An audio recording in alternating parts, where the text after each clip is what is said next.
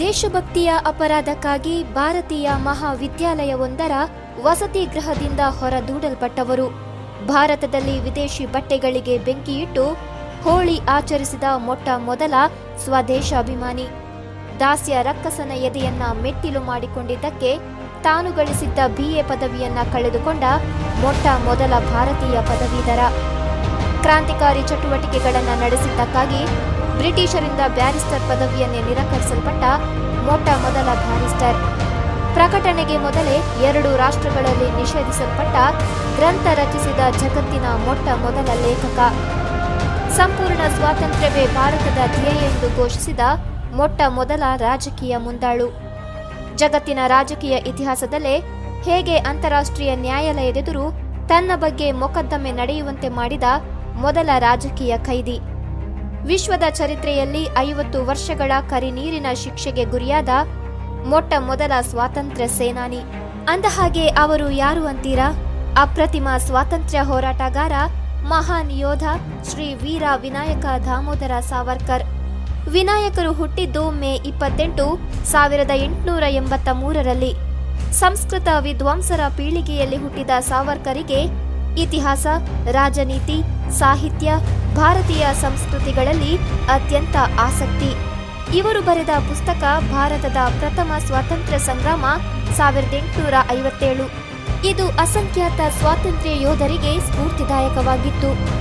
ದಾಮೋದರ ಪಂತ ಮತ್ತು ರಾಧಾಬಾಯಿಯ 4 ಮಕ್ಕಳಲ್ಲಿ ಒಬ್ಬರಾದ ವಿನಾಯಕರು ಹುಟ್ಟಿದ್ದು ಮಹಾರಾಷ್ಟ್ರದ ನಾಸಿಕ್ ಪಟ್ಟಣದ ಹತ್ತಿರದ ಭಾಗೂರು ಎಂಬಲ್ಲಿ. 1901ರಲ್ಲಿ ಯಮುನಾಬಾಯಿಯೊಂದಿಗೆ ವಿವಾಹವಾದ ಸಾವರ್ಕರ್ ವಿದ್ಯಾರ್ಥಿಯಾಗಿದ್ದಾಗ ಸ್ವದೇಶಿ ಚಳುವಳಿಯಲ್ಲಿ ಭಾಗವಹಿಸಿದ್ದರು. ನಂತರ ಅವರು ತಿಲಕರ ಸ್ವರಾಜ್ಯ ಪಕ್ಷದ ಸದಸ್ಯರಾದರು. ಲಂಡನ್ನಲ್ಲಿದ್ದಾಗ ಸ್ವತಂತ್ರ ಭಾರತ ಸಮಾಜವನ್ನು ಸ್ಥಾಪಿಸಿದ್ರು. ಭಾರತದ ಸ್ವಾತಂತ್ರ್ಯದ ಬಗ್ಗೆ ಮಾತುಕತೆಗಳಿಗಾಗಿ ಮುಡಿಪಾಗಿದ್ದ ಈ ಸಂಸ್ಥೆಯ ಮೇಲೆ ಬ್ರಿಟಿಷರ ಕೆಂಗಣ್ಣು ಬೀಳಲು ಹೆಚ್ಚು ಸಮಯ ಹಿಡಿಲಿಲ್ಲ. 12-13ನೇ ವಯಸ್ಸಿನಲ್ಲೇ ದೇಶ ದಾಸ್ಯ ಬಲಿದಾನದ ಹೆಸರನ್ನೇ ಕೇಳಿರದಿದ್ದ ಜನರನ್ನ ಒಟ್ಟುಗೂಡಿಸಿ ಮಿತ್ರಮೇಳ ಕಟ್ಟಿದ ಸಾವರ್ಕರ್ ಮುಂದೆ ಅದನ್ನೇ ಅಭಿನವ ಭಾರತ ಎಂಬ ಕ್ರಾಂತಿಕಾರಿಗಳ ಪಾಠಶಾಲೆಯನ್ನಾಗಿಸಿದ್ರು. ಇನ್ನು 1857ರ ಸಂಗ್ರಾಮವನ್ನ ಸಿಪಾಯಿ ದಂಗೆ ಎಂದೇ ಕರೆದಿದ್ದ ಬ್ರಿಟಿಷರಿಗೆ ಸವಾಲಾಗಿ ನಿಂತು ಅದು ಭಾರತದ ಪ್ರಥಮ ಸ್ವಾತಂತ್ರ್ಯ ಸಂಗ್ರಾಮ ಎಂದು ನಿರೂಪಿಸುವ ಪುಸ್ತಕವನ್ನ ಬರೆದ ಸಾವರ್ಕರ್ ಆ ಮೂಲಕ ಭಗತ್ ಸಿಂಗ್, ಆಜಾದ್, ನೇತಾಜಿಯಂತಹ ಈ ದೇಶದ ಮಹಾನ್ ನಾಯಕರುಗಳಿಗೆ ಪ್ರೇರಣೆಯನ್ನ ನೀಡಿದ್ರು. ಇನ್ನು ದೇಶಭಕ್ತಿಯ ಅಪರಾಧಕ್ಕಾಗಿ ಬಂಧನಕ್ಕೊಳಗಾಗಿ ಮಾರ್ಗ ಮಧ್ಯೆ ಹಡಗಿನಿಂದ ಜಿಗಿದು ತಪ್ಪಿಸಿಕೊಂಡು ಸಮುದ್ರವನ್ನೇ ಈಜಿದ ಸಾಹಸಿ ಸಾವರ್ಕರ್ ದುರದೃಷ್ಟವಶಾತ್ ಮತ್ತೆ ಸೆರೆ ಸಿಕ್ಕಿ 50 ವರ್ಷಗಳ ಕರಿನೀರಿನ ಶಿಕ್ಷೆಗೆ ಒಳಗಾದ್ರು.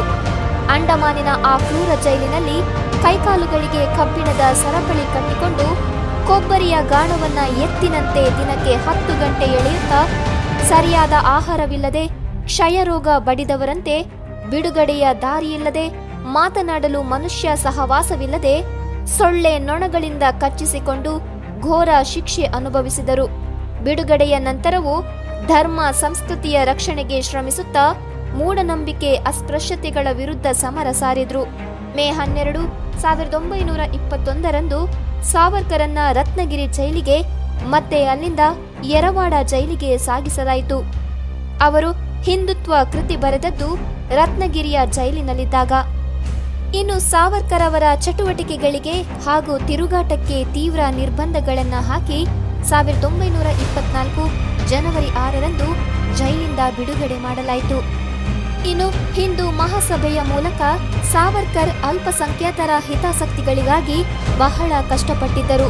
ಹಿಂದೂ ಹಬ್ಬಗಳ ಆಚರಣೆಯ ಸಂದರ್ಭಗಳಲ್ಲಿ ಸೌಹಾರ್ದತೆಯನ್ನು ಬೆಳೆಸುವ ಉದ್ದೇಶದಿಂದ ಮುಸ್ಲಿಮರ ಮತ್ತು ಕ್ರೈಸ್ತರ ಮನೆಗಳಿಗೆ ಭೇಟಿ ನೀಡ್ತಾ ಇದ್ರು. ಅಂತರ್ಜಾತೀಯ ವಿವಾಹಗಳನ್ನು ಪ್ರೋತ್ಸಾಹಿಸಿ ಅಸ್ಪೃಶ್ಯತೆಯನ್ನು ಹೋಗಲಾಡಿಸಲು BR ಅಂಬೇಡ್ಕರ್ ಅವರಿಗೆ ಸಹಾಯವನ್ನ ಮಾಡಿದ್ದರು ಎನ್ನಲಾಗಿದೆ. ಇನ್ನು ಸಾವರ್ಕರ್ ಅವರು ಸೆರೆಮನೆಯಲ್ಲಿದ್ದಾಗ ಅನೇಕ ಪುಸ್ತಕಗಳನ್ನು ಬರೆದಿದ್ದರು. ರತ್ನಗಿರಿ ಜೈಲಿನಲ್ಲಿದ್ದಾಗ ಬರೆದ ಪುಸ್ತಕಗಳಲ್ಲಿ ಒಂದು ಹಿಂದುತ್ವ, ಭಾರತ ರಾಷ್ಟ್ರ ಹಾಗೂ ಹಿಂದೂ ಧರ್ಮ ಎಂಬ ಪರಿಕಲ್ಪನೆಯನ್ನ ಹಿಂದೂ ರಾಷ್ಟ್ರಾಯತವಾದದ ದೃಷ್ಟಿಕೋನದಿಂದ ನೋಡಿದ ಈ ಪುಸ್ತಕ ಅತ್ಯಂತ ಪ್ರಭಾವಿಯಾಗಿತ್ತು. ಹಿಂದುತ್ವದ ಪರಿಕಲ್ಪನೆಯನ್ನ ಸಾವರ್ಕರ್ ಮೊಟ್ಟಮೊದಲು ಜಾಹೀರು ಮಾಡಿ ಅದರ ವಿಷಯವಾಗಿ ಬಹಳಷ್ಟು ಬರೆದರು. ಯಾರು ಸಿಂಧು ನದಿಯಿಂದ ಸಾಗರದವರೆಗಿನ ಈ ಭರತ ವರ್ಷವನ್ನ ತನ್ನ ಪಿತೃದೇಶ ಎಂದು ಹಾಗೂ ತನ್ನ ಧರ್ಮದ ತೊಟ್ಟಿಲಾಗಿರುವ ಪವಿತ್ರ ಭೂಮಿ ಎಂದು ಪರಿಗಣಿಸುತ್ತಾರೆಯೋ ಅವರೇ ಹಿಂದೂಗಳು ಅಂತ ಸಾವರ್ಕರ್ ವ್ಯಾಖ್ಯಾನಿಸುತ್ತಾರೆ. ಮುಸ್ಲಿಂ ಸ್ಟ್ರೈಕ್ ಎಂಬ ಪುಸ್ತಕದಲ್ಲಿ ಕೇರಳದಲ್ಲಿ ಹಿಂದೂಗಳ ಮೇಲೆ ಅವರು ಕಂಡ ಬ್ರಿಟಿಷರ ಹಾಗೂ ಮುಸ್ಲಿಮರ ದೌರ್ಜನ್ಯವನ್ನ ಮತ್ತು ಗಾಂಧಿ ಗೊಂದಲ ಎಂಬ ಪುಸ್ತಕದಲ್ಲಿ ಗಾಂಧೀಜಿಯವರ ರಾಜಕೀಯ ಧೋರಣೆಗಳ ಬಗ್ಗೆ ಟೀಕೆಯನ್ನು ಸಾವರ್ಕರ್ ಮಾಡಿದ್ರು. ಇನ್ನು ಸಾವರ್ಕರ್ ಅವರು ಅಂಡಮಾನ್ ಜೈಲಿನಲ್ಲಿದ್ದಾಗ ದೀರ್ಘಕಾಲದಲ್ಲಿ ಇವರಿಗೆ ಪೆನ್ ಮತ್ತು ಕಾಗದವನ್ನ ಕೂಡ ನಿಷೇಧಿಸಲಾಗಿತ್ತು. ಸಾವರ್ಕರ್ ತಮ್ಮ ಗೀತೆಯನ್ನ ಜೈಲಿನ ಗೋಡೆಗಳ ಮೇಲೆ ಮುಳ್ಳಿನಿಂದ ಕಲ್ಲು ತುಂಡುಗಳಿಂದ ಬರೆದರು.